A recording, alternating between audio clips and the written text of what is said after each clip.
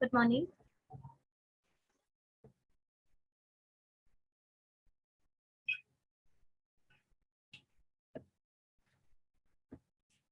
आवाज आ रही है सबको?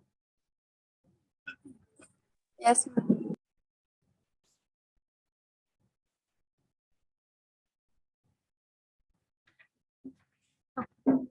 कैमरा ऑन करो सब फटाफट, सुबह सुबह का टाइम है, डोंट वेस्ट योर टाइम।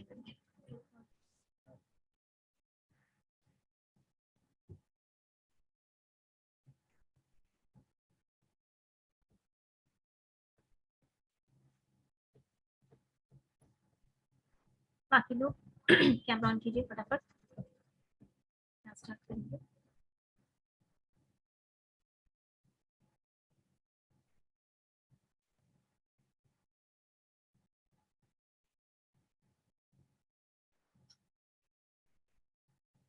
कल की क्लास में बताए थे कि परफॉर्मेंस अप्रेजल क्या होता है, परफॉर्मेंस अप्रेजल का नीड क्या होता है। ये दोनों नीड बताए थे हम आपको कि परफॉर्मेंस अप्रेजल का एडमिनिस्ट्रेटिव नीड भी होता है और इम्प्रूवमेंट के लिए भी नीड होता है, राइट। सो कोई जल्दी से समराइज करेगा परफॉर्मेंस अप्रेजल क्या होता है? विशाल,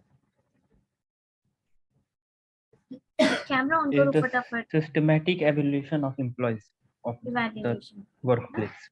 ठीक है। Yes, विशाल, रोहित, पूजा सुना दे।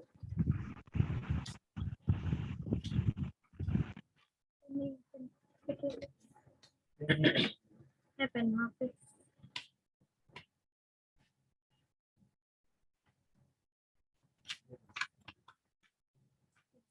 जल्दी से बताइए परफॉर्मेंस अप्रेजल क्या होता है और उसका नीड क्या होता है। परफॉर्मेंस अप्रेजल बताती है, नीड बताइए। Ma'am, training need identification, second wages and salary, third promotion, demotion and termination in very less stage, fourth one transfer, fifth incentive, rewards and recognition, and identifying high performing individuals individuals. in the organization. Okay. Today we are going to discuss about the methods of performance appraisal. ठीक है, देखिए हर organisation अपने अपने हिसाब से और nature of work के हिसाब से अप्रेजल का एक मेथड चूज करती है। The these methods are really important in the view कि परफॉर्मेंस अप्रेजल का इतना सारा एडमिनिस्ट्रेटिव यूज होता है जिसको कि परफॉर्मेंस अप्रेजल के थ्रू कैरी आउट किया जाता है। ओके, नाउ मेथड्स में दो तरीके के मेथड्स आते हैं। The first one is traditional methods and the second one is modern methods. Traditional methods का लिखो मत आदित्य, हम लिखवा देंगे। ट्रेडिशनल मेथड्स का मतलब होता है कि वो मेथड्स जो पास्ट ओरिएंटेड हैं, जो पास्ट में यूज किए जाते थे, ठीक है। लेकिन क्योंकि बिजनेस ऑर्गेनाइजेशन चेंज हुई, डायनामिज्म चेंज हुआ, काम करना का तरीका चेंज हुआ, डिमांड्स अलग हुई, तो नीड तो फिर डिलीवरी जिस तरीके से दिया जाने लगा वो भी अलग हुआ। जब लोगों की स्किल्स अलग तरीके से यूज होने लगी तो उनको जज करने की कैपेसिटी, जज करने का तरीका को भी चेंज होना होगा, ठीक है। That is why we switched on to the modern methods. Okay, थोड़ा थोड़ा सा ये परफॉर्मेंस अप्रेजल पे हम कोई नोट्स या कुछ रिटर्न नहीं करवाए थे, इसलिए थोड़ा सा लिख लो तुम लोग। तो जब ऑफलाइन क्लासेस में आना तो ज्यादा बेहतर तरीके से और चीजों को समझाएंगे।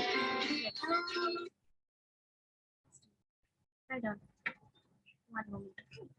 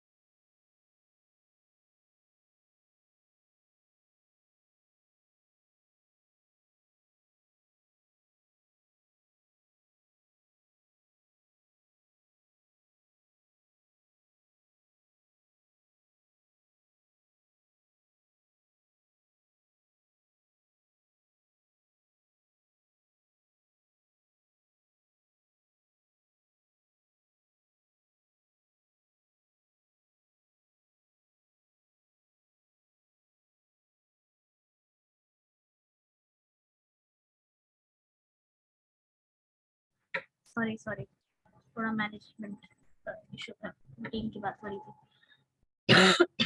Write down.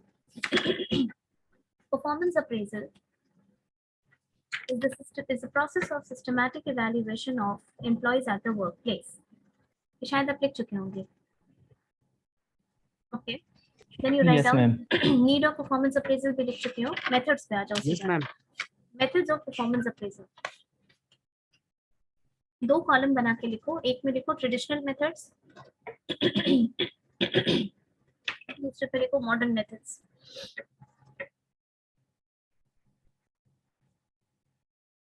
ट्रेडिशनल मेथड्स में जितने मेथड्स आते हैं वो उसका नाम लिखिए. पहला लिखिए एसए मेथड,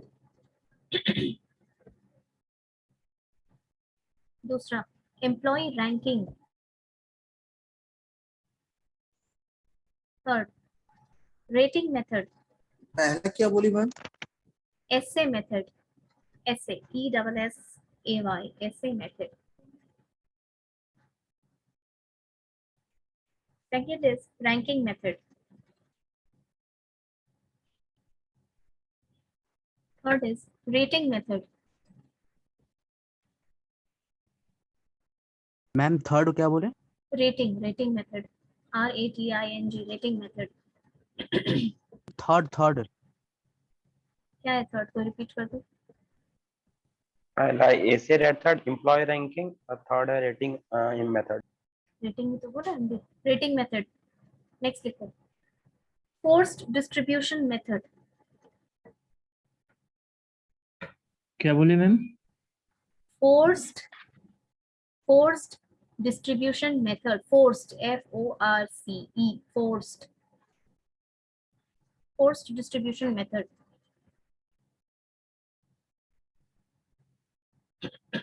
नेक्स्ट लिखो critical incidents method. Critical incidents method. Next लिखो field review method. Next is field review method. Okay. Modern method में लिखो. सबसे पहले लिखो bars, BA सब कैपिटल में, B capital A capital R capital S capital. Behaviorally anchored rating scale bars. full form लिखो behaviorally anchored rating scale.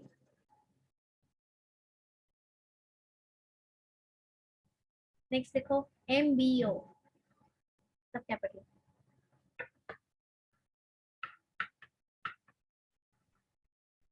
MBO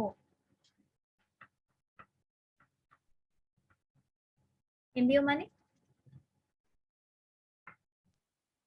Management by objective. Yes management by objective. ठीक है. नेक्स्ट लिखो 360 degree appraisal.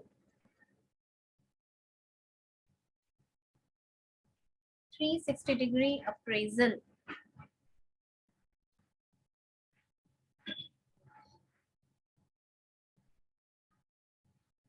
हो गया. अब देखो इस मेथड्स को अपने सामने में रखो और एक एक करके ये मेथड में क्या लिखा है ये समझो कि ये मेथड्स क्या होते हैं. देखो बहुत ज्यादा डिटेल तुम लोग अपने मेन कोर्स में पढ़ना. वर्कशॉप में हम इस एंगल से बताएंगे कि हर मेथड का स्ट्रैटेजिक मतलब क्या होता है. The first method is essay method. ये तो तुम लोग को बता दिए कि बहुत ही अनस्ट्रक्चर्ड फॉर्म है ये अप्रेजल करने का. It's very unstructured. Okay. The employ the one who is responsible for merit rating you will come and write details about you, your discipline, your attendance, both subjective and objective part of your personality. Okay, your subjective and objective part of your personality.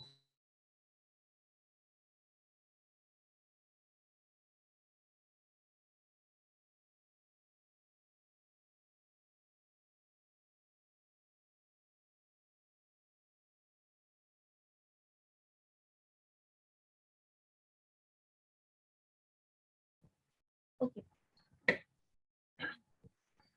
It's very highly unstructured form of appraisal. In essay method, the employee comes and the one who's responsible for merit rating will come and write details about you and submit it, and on the basis of that, appraisal happens. This is still prevalent in very small organizations, but owing to the complexity of businesses, these methods cannot be used in some established organizations because it does not serve the very purpose of performance appraisal. Then next क्या लिखे हो?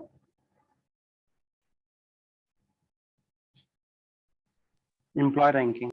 Employee ranking. Employee ranking is just as its name suggests. Employee ranking का मतलब होता है कि जो employees होते हैं, irrespective of which department they work in, irrespective of what posts they hold in the organization, they are ranked in comparison to one another. ठीक है? उनकी ranking होती है, which is irrespective. इससे कोई फर्क नहीं पड़ता है कि तुम कंपनी के मैनेजर हो या तुम सुपरवाइजर हो, तुम्हारी रैंकिंग ऑर्गेनाइजेशन में 1 2 3 4 ऐसे करके हिसाब से हो जाती है. ठीक है? रैंकिंग मेथड समझ में आया? Just as simple as that कि आप रैंक होते हैं. और कुछ क्राइटेरिया डेफिनेटली होता है रैंकिंग मेथड के लिए, but it is also as simple as that. Next, which is the next that you have written? Ma'am rating method. Rating method. Okay. आप लोग मॉल वगैरह गए होंगे, या मॉल छोड़ो, जोमेटो से खाना मंगाते हो? हाँ, Yes, जोमेटो से ma'am. खाना मंगाते होगे तो उसमें रेट करने के लिए ऑप्शन आता है ना लास्ट में? Yes ma'am. इसमें क्या क्या ऑप्शन रहता है? पहली चीज, रेटिंग इस बात की जाती है कि आपको खाना कैसा लगा. ठीक है? रेटिंग इस बात की जाती है कि जो डिलीवरी बॉय ने खाना पहुंचाया वो सर्विस टाइम पे मैम. पहुंचाया, सर्विस सब कुछ मिला जुला के पहले मैम डिलीवरी आता है मैम. हाँ ठीक है, उस पे और जब आप खोलोगे तो उसमें रेस्टोरेंट की रेटिंग भी तो रहती है. उसी हिसाब से जोमेटो उसको इन या आउट करता है. समझे? ठीक है? रेटिंग, तुम किसी होटल में रहने के लिए जब जाते हो, मेक माई ट्रिप से अगर तुम कोई होम स्टे या कोई होटल अगर बुक करते हो, तो उस होम स्टे के बारे में एक क्वेश्चन है जैसा तुमको दिया जाता है. Okay, that question I will consist of the things की यू लाइक्ड दैट. रेटिंग के लिए 4-5 क्राइटेरिया वो लोग जज कर लेते हैं. यानी उस होम स्टे का लोकेशन कैसा था, ठीक है, उस होम स्टे में क्लीनलीनेस कैसा था, उस होम स्टे का जो रीच होता है मेन टूरिस्ट स्पॉट से वो कैसा है, तुमको अच्छा क्यों लगा, अब इसका रेटिंग होगा. अलग अलग रीजंस बनाया रहता है और उस पे आप रेट करते हैं कि 1 to 5 आप उसको कैसे रेट करेंगे. खाना कैसा लगा तो उस पे आप रेट करेंगे. किसी रेस्टोरेंट में तुम जाओगे, ठीक है, तो बहुत सारा अलग अलग क्राइटेरिया होता है जिस पे रेटिंग आती है. द फर्स्ट वन इज कि did you like the food, did you like the service, how was the taste, how quick was the waiter, okay, the overall hygiene at that place, if there is any problem with you, did they solve you, with what agility they solve it. So all these factors are counted in rating method. Similarly, rating का मतलब समझ लेना, उसको तुम 1 to 5 पे rating कर देते हो जैसा अच्छा लगा. इसी तरीके से 4-5 स्टैंडर्ड्स ऑफ रेटिंग को सिलेक्ट कर लिया जाता है. ओके, और उस बेसिस पे एम्प्लॉइज का रेटिंग किया जाता है. फॉर एग्जाम्पल, योर अटेंडेंस का मतलब तुम्हारी regularity. The second one is your leadership quality. ठीक है, तुम्हारा इनोवेशन, तुम किसी चीज को सामने से शोल्डर करते हो कि नहीं, यानी ऑर्गेनाइजेशन में कोई problem I, were you the first one to initiate कि मैं इस प्रॉब्लम को सॉल्व कर सकता हूँ. ठीक है, were you the people who was involved actively in solving the problems of that organization. So rating वो अलग अलग हिसाब से क्राइटेरिया बनाते हैं and then you are rated according to that, और तुम्हारा अप्रेजल उस हिसाब से होता है. करेक्ट? Next method. मैम जैसे रेटिंग हुआ, रेटिंग एक तरह का फीडबैक भी हो सकता है ना. Rating is a feedback. तुम ओला से ट्रैवल करते हो, उसकी रेटिंग आती है तो उसमें भी तो ड्राइवर के बारे में, कार के बारे में, सर्विस के बारे में बहुत सारा रेटिंग का क्राइटेरिया बनाता है. कि अगर तुम कैंसिल भी करते हो तो उस पे भी कंपनी फीडबैक लेती है कि तुमने कैंसिल क्यों किया, did you expect a shorter time of arrival, did the driver deny to come and pick you, ठीक है, या कोई और बात थी, ठीक है, ये फीडबैक तो हुआ ही एक तरीके से, है ना।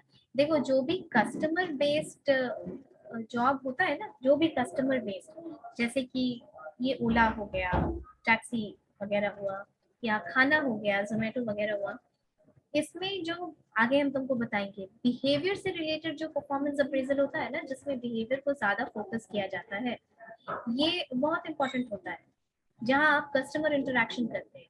अब सर्विस सेक्टर की तुम बात करो, हॉस्पिटैलिटी सेक्टर की बात करो, वहां तुम अगर बोलो कि मुझे ये खाना पसंद नहीं है और वो जो होटल का ओनर है वो तुमको बोले नहीं पसंद है तो मत खाइए, ठीक है, तो is it a way to treat the customer?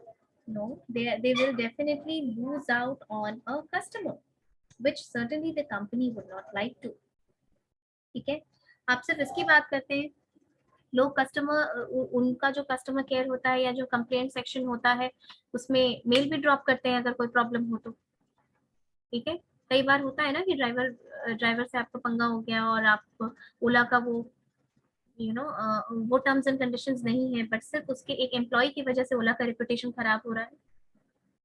इसीलिए बिहेवियर को थोड़ा रेगुलेट किया जाता है। मॉडर्न बिजनेस में बिहेवियर को बहुत इंपॉर्टेंट माना जाता है। जब क्लास में आओगे ना तब हम तुमको 360 डिग्री अप्रेजल पढ़ाएंगे, तब उस समय तुमको ठीक से समझ में आएगा। Next is which is the next method?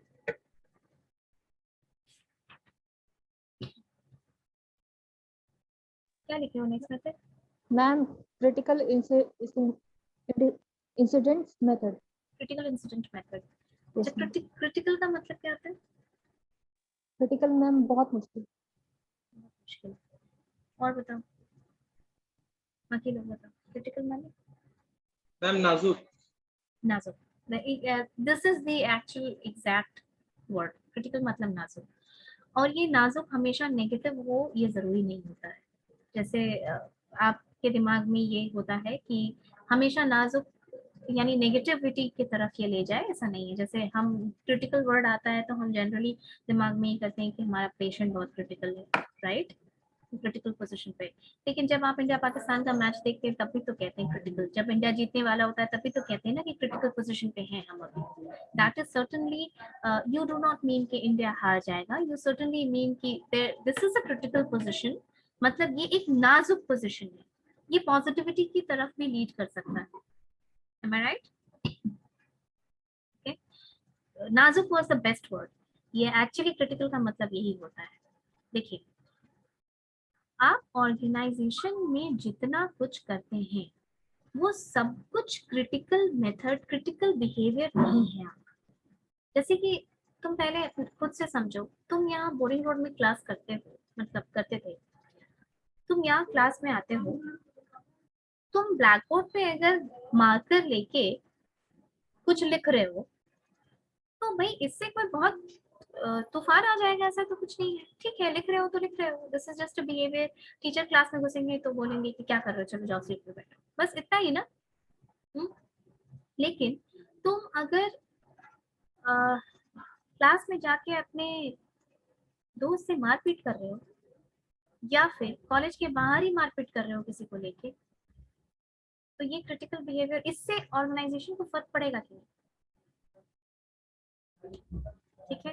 तुम क्लास में हंसी मजाक कर रहे हो, अब तुम अगर यहाँ 4 घंटे का क्लास करते हो तो उसमें तो बहुत कुछ करते हो तुम लोग, ठीक है, बहुत कुछ बिहेवियर में आता है, हंसी मजाक होता है क्लास में क्लास में कभी कभी होता है, ऐसे आप अपने फ्रेंड्स में करते होंगे, so you do that, right, and everything that you do in the organization, and for that matter in college, is not critical, right? आप क्लास में हंसी मजाक कर रहे हैं टीचर के आने से पहले, तो this is also a behaviour, but that is not critical. आप क्लास में अगर ये काम कर रहे हैं पढ़ाते वक्त और आप indiscipline measure कर रहे हैं, then that will become a critical behavior of yours at work, at your college. Okay. Similarly, if we draw parallel to the same example in organization, we can see that every behavior of the employee at workplace cannot be counted as a critical behavior of his. Okay? There are certain behaviors which are marked by the organization and then they consider it as critical behavior. जैसा कि हमने आपको पहले ही बताया कि critical का मतलब हमेशा खराब नहीं होता है. Similarly, this holds importance even in the organization. जब हम एम्प्लॉय का क्रिटिकल बिहेवियर मार्क करते हैं तो हम उसमें सिर्फ बैड बिहेवियर मार्क नहीं करते, right? We mark even the good behaviour of the employees. तुम्हारा अच्छा बिहेवियर भी मार्क होता है.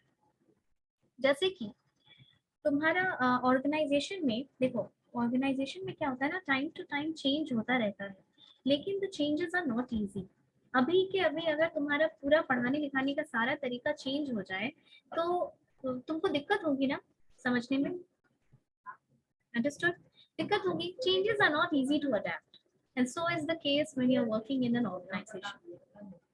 सपोज ऑर्गेनाइजेशन में कोई चेंज आई in the sense of what, in the sense of new technology. Okay, class में भी अभी ये भी क्रिटिकल बिहेवियर है कि आप लोग क्लास में भी थ्रू योर ऑनलाइन सोर्स हंसी मजाक करते रहते हैं, okay, through messages even when the classes are going.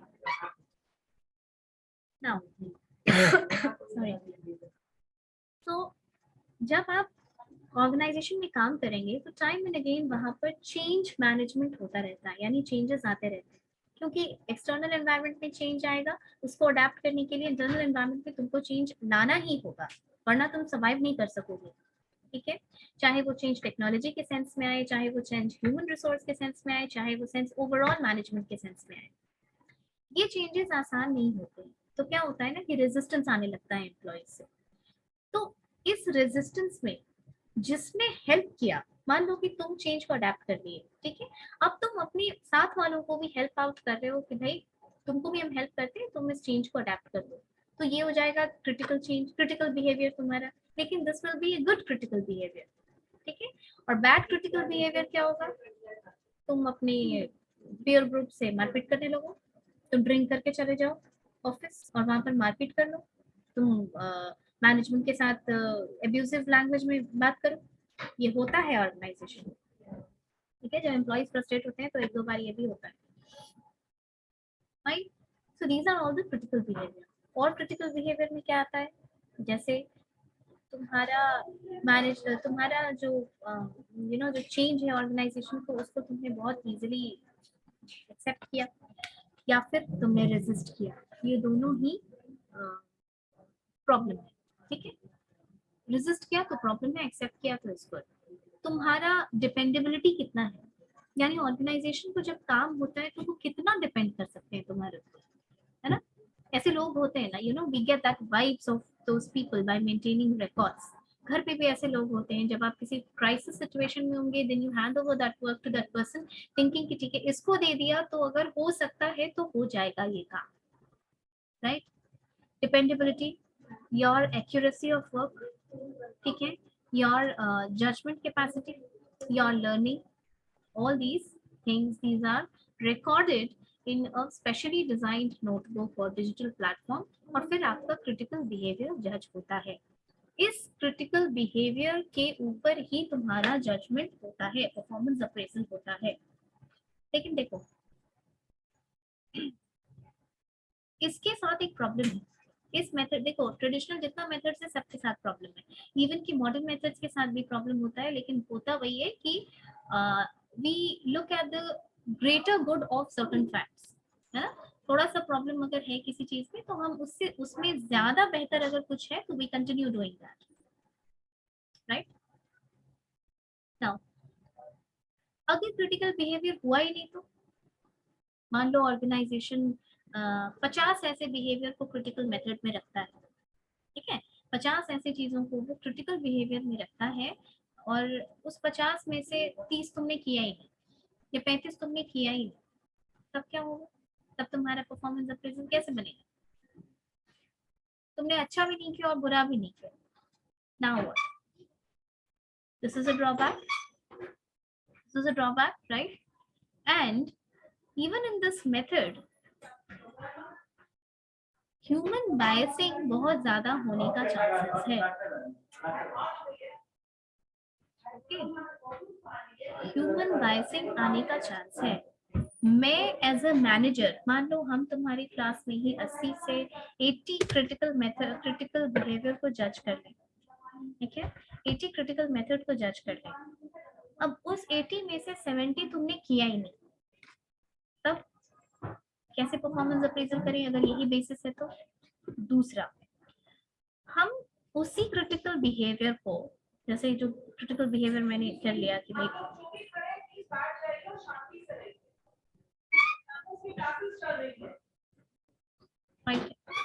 Fighting के लिए, अगर क्लास में पीयर के साथ प्रॉब्लम के लिए हम इसको क्रिटिकल बिहेवियर माने, इफ आई से दैट वही क्रिटिकल बिहेवियर अमृत ने किया और वही क्रिटिकल बिहेवियर प्रत्युष ने किया, लेकिन हम प्रत्युष के क्रिटिकल बिहेवियर को क्रिटिकल मान लें और अमृत के क्रिटिकल बिहेवियर को क्रिटिकल ना माने, तो फिर इसमें तो बाइसिंग हो जाएगी, है ना? क्योंकि जब ये मेरे ही जजमेंट पे बेस्ड है कि क्रिटिकल बिहेवियर हमको आइडेंटिफाई करना है और हर समय ये देखते रहना है कि ये बिहेवियर इसने क्या बिहेव किया, does this become a problem or not?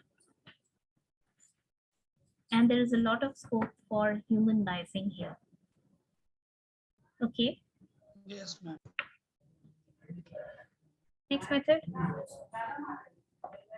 Critical behaviour में बहुत कुछ आता है, जैसे आप चेन ऑफ कमांड नहीं है, आप किसी को स्किप कर रहे हैं, आपका जो रिपोर्टिंग मैनेजर है आप उसको रिपोर्ट करके दूसरे को रिपोर्ट कर रहे हैं। गुड क्रिटिकल बिहेवियर में आएगा कि भाई इंफीरियर क्वालिटी का रॉ मटेरियल, आप मैनेजर हैं तो तुमको कई बार क्या होता है कि रॉ मटेरियल प्रोक्योरमेंट करना होता है। उस इन दैट केस मान लो कि सेम वेंडर अगर तुमको रॉ मटेरियल भेज रहा है और तुम उसको एक्सेप्ट कर रहे हो, तो ये बैड क्रिटिकल बिहेवियर है। और गुड क्या होगा, तुम उसको रिजेक्ट कर दोगे कि ये मेरे, अगर हम रॉ मटेरियल ही खराब डालेंगे तो फिनिश प्रोडक्ट तो खराब होगा ही होगा, राइट? ऐसा बहुत सारा प्रॉब्लम्स होता है। Next method,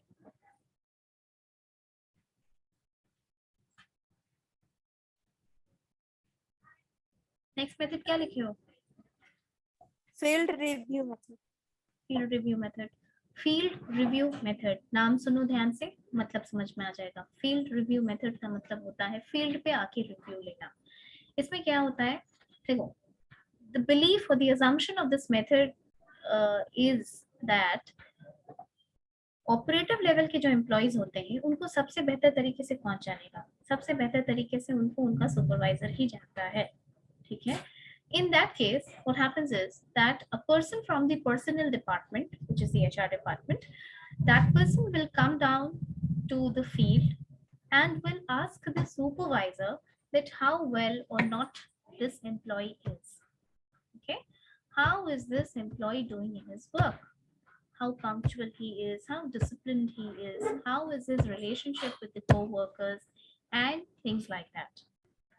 Okay, so when an employee from the HR department comes down to the supervisor in the field review method, in that case, this field review method, it takes place in that way. Field review ka ye method. Okay. What is the next one? Finish हो गया क्या? Yes ma'am, modern method का है। एक और method होगा, खत्म हो गया क्या? Yes, ma'am. Force इसमें हो गया distribution. Post post distribution method. देखो, सपोज करो कि हमको तुम लोगों की रेटिंग करनी है, ठीक है? इंटरनल एग्जाम्स में वाइवा है, चलो वाइवा है और हमको तुम्हारा रेटिंग करना है। अब अगर हम न्यू टीचर हैं, ठीक है, अगर हम न्यू टीचर हैं तो हम क्या करेंगे कि हम तुम लोगों को नहीं जानते हैं, fine. So if I don't know how well or not you have been performing in the previous semesters, I will just do one thing कि हम सबको एवरेज मार्किंग कर देंगे, ठीक?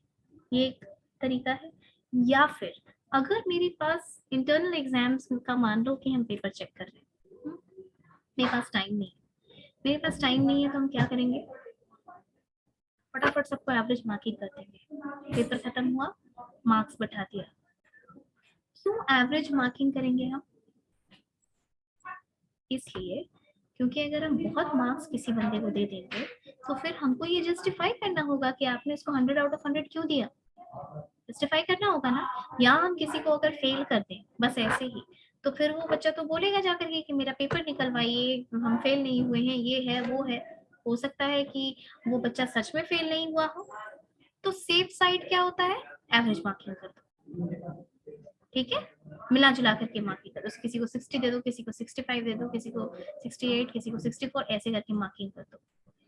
See, this happens even in the organization. This happens even in the organization. कई बार क्या होता है, अब मेरिट रेटिंग करना होता है, लेकिन मेरिट रेटिंग करने के लिए जो आदमी होता है वो खाली इसी के लिए अपॉइंट नहीं होता है कि हम मेरिट रेटिंग करने के लिए अपॉइंट हुए, उसको बहुत सारा अपना ऑपरेटिव काम भी होता है और साल में एक बार अप्रेजल भी देना है उसको। तो वैसे केस में क्या होता है कि वो ये सोचता है कि ठीक है बीच का रास्ता निकालते हैं, सबका एवरेज रेटिंग कर देते हैं। और उसके पास तो ढेर सारे एम्प्लॉयज हैं, पीजीडीएम जैसा छोटा बैच है नहीं, मान लो कि 150-200 लोगों का उसको रेटिंग करनी है। So that person will find out a midway and will try to do merit rating in a way that it gives average marks to everyone, so that he is not questioned also. Understood? ऐसे case को avoid करने के लिए, यानी बड़ी organisation, देखो performance appraisal एक बहुत टेक्निकल मेथड है और इसका बहुत सारा यूज होता है ऑर्गेनाइजेशन में। वैसे में इस तरीके की डिस्क्रिपेंसी या ये इस टाइप का प्रॉब्लम को अवॉइड करने के लिए organisation forced distribution method use करती है, ठीक है। फोर्स्ड डिस्ट्रीब्यूशन का मतलब ये फोर्स करती है तुम्हारे मेरिट रेटिंग जो रेट करता है उसको, कि नहीं आप ऐसे एवरेज मार्किंग नहीं दे सकते। आप एक ग्राफ बना हुआ है, उस ग्राफ में कॉलम्स बना हुआ है, ठीक है, उस कॉलम में क्या क्या क्राइटेरिया है, maximum number of employees in the organisation, मान लो 1000 एम्प्लॉय है किसी ऑर्गेनाइजेशन में, ठीक है, उन सब का मेरिट रेटिंग करना है। तो जो मेरिट रेटर है उसको ये फोर्स किया जाता है कि आप डिस्ट्रीब्यूट कीजिए एम्प्लॉइज को इन विच कैटेगरीज।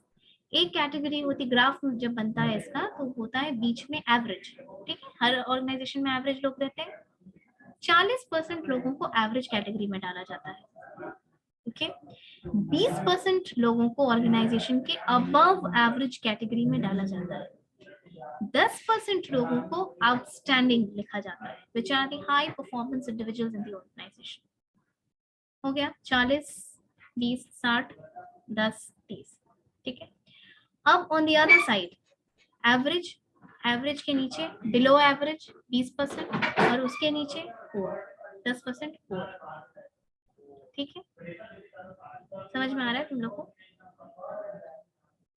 आ रहा है? 1000 बताओ फिर, 1000 एम्प्लॉय है किसी ऑर्गेनाइजेशन में, एवरेज में कितना आएगा? एवरेज में उस मेरिट रेटिंग करने वाले को कितने लोगों को एवरेज कैटेगरी में डालना होगा? 400 में 400, गुड। अबव एवरेज में 200, गुड। आउटस्टैंडिंग में 100, वेरी गुड। समझ में आया लोगों को? तो फोर्स डिस्ट्रीब्यूशन का मतलब ये होता है कि you're forcing the merit, the person who's rating you, merit rater, you're forcing the merit rater to forcefully distribute the employees in those categories. Understood? ठीक है, इस तरीके से ये मेरिट रेटर अगर कुछ एवरेज रेटिंग करना चाहे तो उसको अवॉइड किया जाता है। दूसरी बात, ये बहुत बड़े ऑर्गेनाइजेशन के लिए बहुत हेल्पफुल है, ये इस तरीके से ये जो चार्ट बना करके डिस्ट्रीब्यूट करने का मेथड है, ये बड़े ऑर्गेनाइजेशन के लिए बहुत हेल्पफुल होती है, ठीक है। चलिए, now the rest modern methods we will discuss in the next class when you are offline. Fine, I'll discuss the 360-degree method, so better be in class. That 360-degree method is important for you all. One moment, let me take your attendance.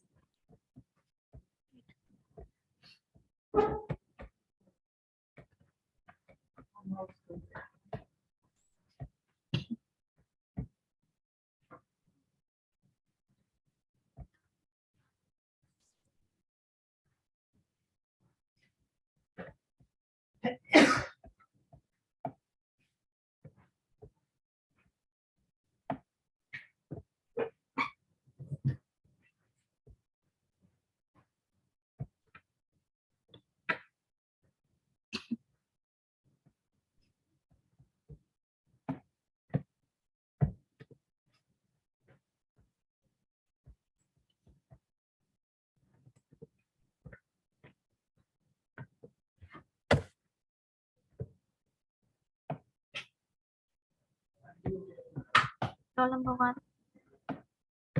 2, 3, 4.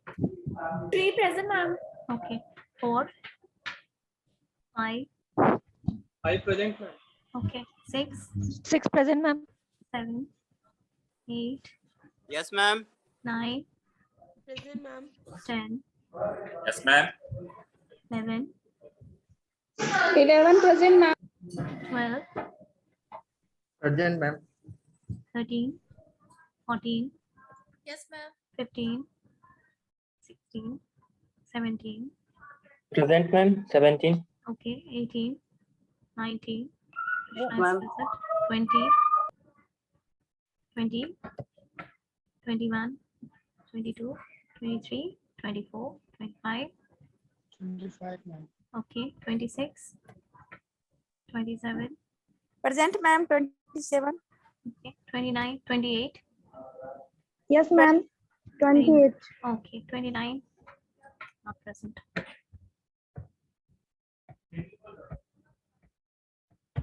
Okay. Come to class tomorrow. We'll discuss. There's something going on between Amrit and Akriti. There's something funny. They're laughing at the same time. This is one of the critical